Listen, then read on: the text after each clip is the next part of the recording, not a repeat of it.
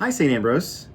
In our adult faith formation, we've been looking at the saints, guides along our spiritual journey this Lent, and one of them is St. Therese of Lisieux, a very famous saint known as the Little Flower. She was born to some very holy parents who were also canonized as saints recently by Pope Francis, Zélie and Louise Martin, who were both called to religious life early on, but the Lord had another plan for them. They got married and they had a family that was rooted in the Catholic faith. Many of their daughters, including Saint Therese, went to the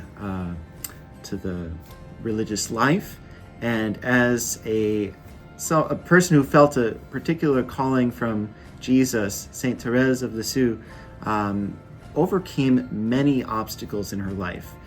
Great struggles with her personal health, her initial rejection when applying to religious life, and despite all of the many losses that she and her family experienced, death of her siblings during a particularly challenging moment, nevertheless, they as a family drew strength from Christ, and this really set up Saint Therese in her life as a Carmelite sister to show forth what we know as her little way. That she who was not journeying around the world preaching the gospel to all foreign lands, but even as someone who was within a monastery living a cloistered life generally, she was able to, with the love God gave to her in her heart, to do even the ordinary tasks of day-to-day life with great love and devotion to God, seeing God in all the little things we do. That if you look at someone with a smile, go out of your way to say a kind word to someone, to do a good deed, not just because you have to, but in a loving way, keeping in mind who you're doing it for and why, and keeping in your heart all of those people that you can love as God calls you to.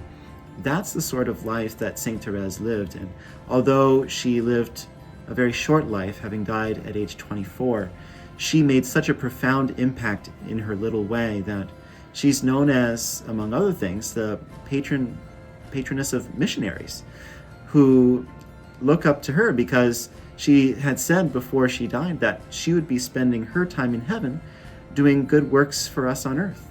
Those of us who in the Catholic Church and around the world called for her intercession, that she might provide blessings from God to them. And so we can be inspired that whether we are living locally or interacting abroad, we are always given the chance to love, as Saint Therese did herself. So we will continue to emulating her example, do good while we're on earth, but also prepare to enter into the communion of saints, which she is fully a part of. And we are going to, in our series, continue by looking at devotion to Mary, the Mother of God, the Mother of our Lord Jesus Christ. There are many saints who write about Mary as our spiritual mother, the Mother of the Church, someone whom we can pray to, asking for her intercession before Jesus. And we'll be looking at some of the writings of our holy saints, like Saint Louis de Montfort and Saint Alphonsus Liguori, some of the things that other saints have also written about our Blessed Mother. If you would like to grow in your relationship with Jesus through Mary, come join us this coming Sunday for our next session.